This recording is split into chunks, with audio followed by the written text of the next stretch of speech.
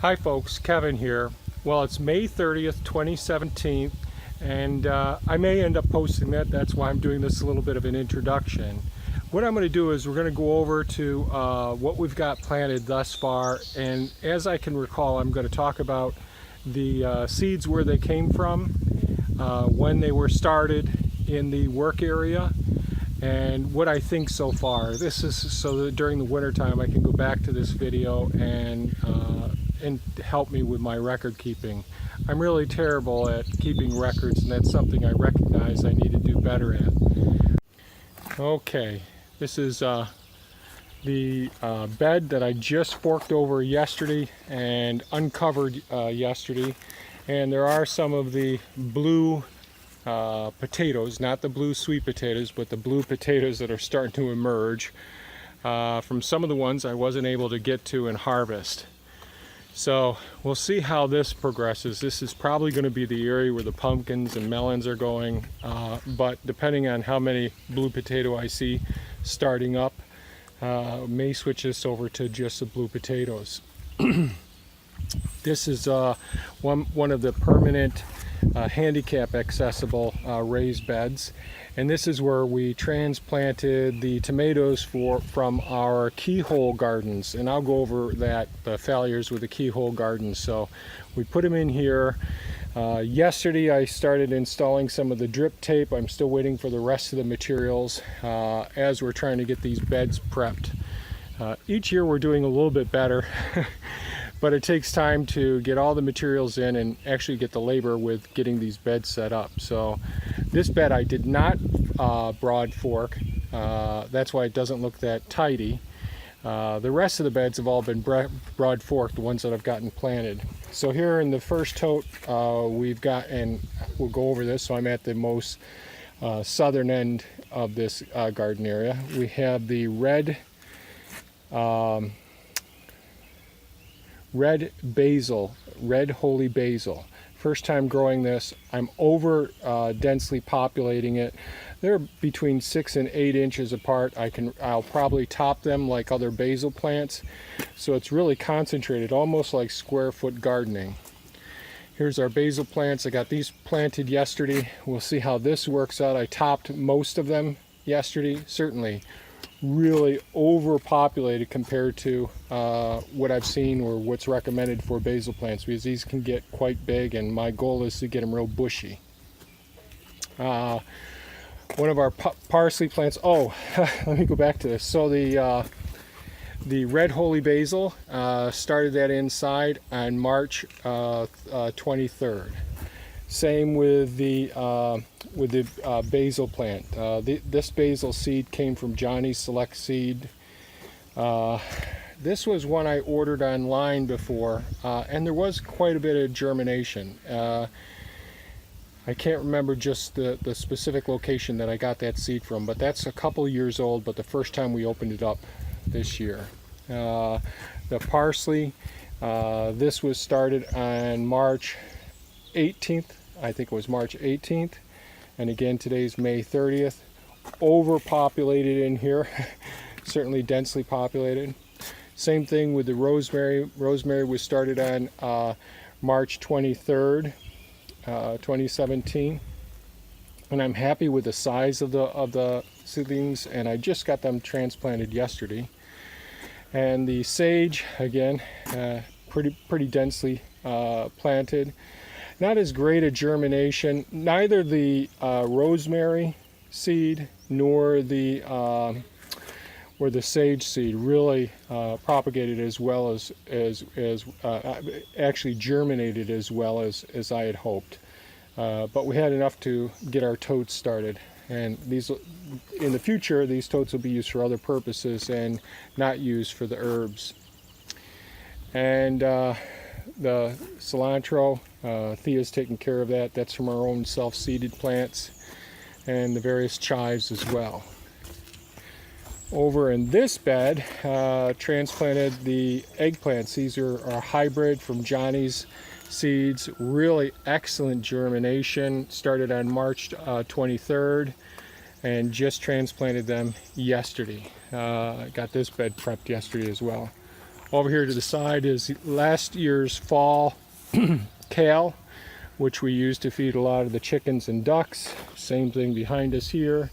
I really like having these go to seed, go to flower rather, so that all the insects can be drawn into the garden area. And I'll be planting more of the kale and broccoli so that we can produce all of our own seeds for seeding our own crops, as well as creating enough seed for microgreens. And we'll probably start selling seed in the future, because man, the cost just the microgreens, I just got in an order because I ran out of my broccoli seed, and about, I think, 1.5 quart of broccoli seed ends up being about $40, including shipping through Amazon, which I had to do this time, unfortunately. But I still have plenty. I've got a few quarts of kale seed left as well. Let's see. I didn't get over to this garden yet. This is the one that wasn't tarped, so I'll get to that soon. There are many spots I didn't get to yet. And Thea and I worked on this other section, and we got this section halfway done so far.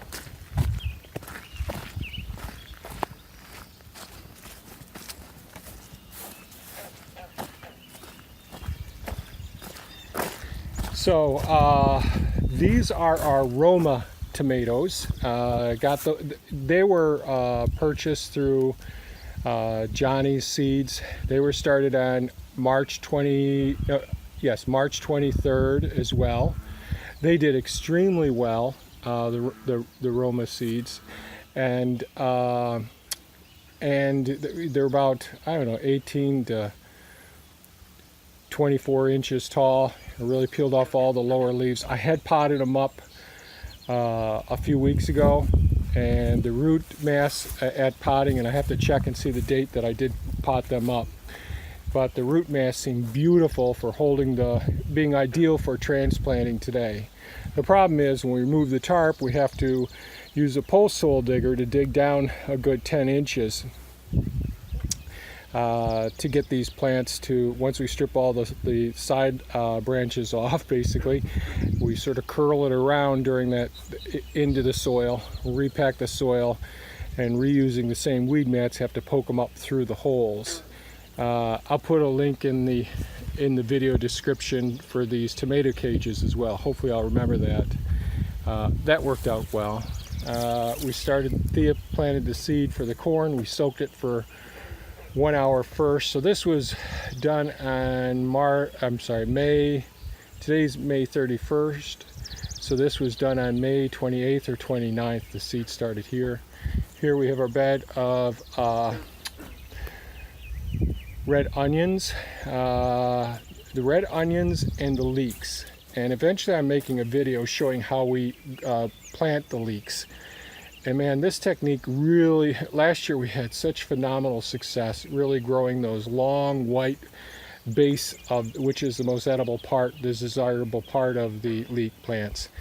And got that idea from Jean-Martin Fortier on how to do that. So I'll post a video on that technique. I did do some recording. And so both the leeks and the onions were the ones that I started the earliest. I did not prune them back at all. The leeks got all the way up to, I think, 18, 19 inches tall. When we transplanted them, we planted them as individuals and potted them as individuals as well. Okay, let's go to the other side of the work area.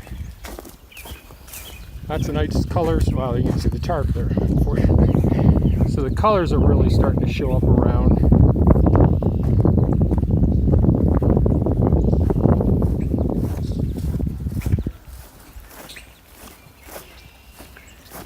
Okay, not sure. Boy, it's dark over here. I hope this shows up. So the first row that we see right here are the broccoli that was transplanted day before yesterday, so May 29th. This was started on March 23rd. The bell peppers didn't have as good a germination with our seeds. They got old, unfortunately. I've got to make sure that we save our bell bell pepper seeds in the future and see how well they do. Well, that isn't a bell pepper in the end. Well, but the rest of them are bell peppers.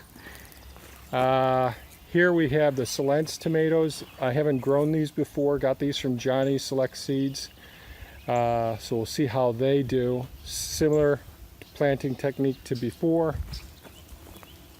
And our blue sweet potatoes, and we'll go over, I already posted a video on growing them in perlite, or actually growing them in the seed flats on their sides, and then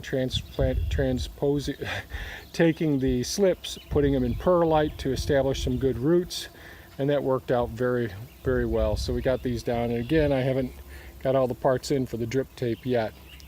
And the white-tailed deer absolutely love the sweet potatoes. They'll be in here gobbling them up if I don't keep them protected. And I still have got a heck of a lot more to get transplanted and all around over in here. So we'll see how things go. So that's our update for today, folks. Taking a look at the garden. As you can see, the pond number 4, the lily pads are starting to open up. The turtles have been out. The turtles will start crossing the road soon, so keep your eyes out in this part of upstate New York, central New York area. They'll be leaving the ponds, crossing the road, so keep an eye out. Try not to hurt them when they're making their journey.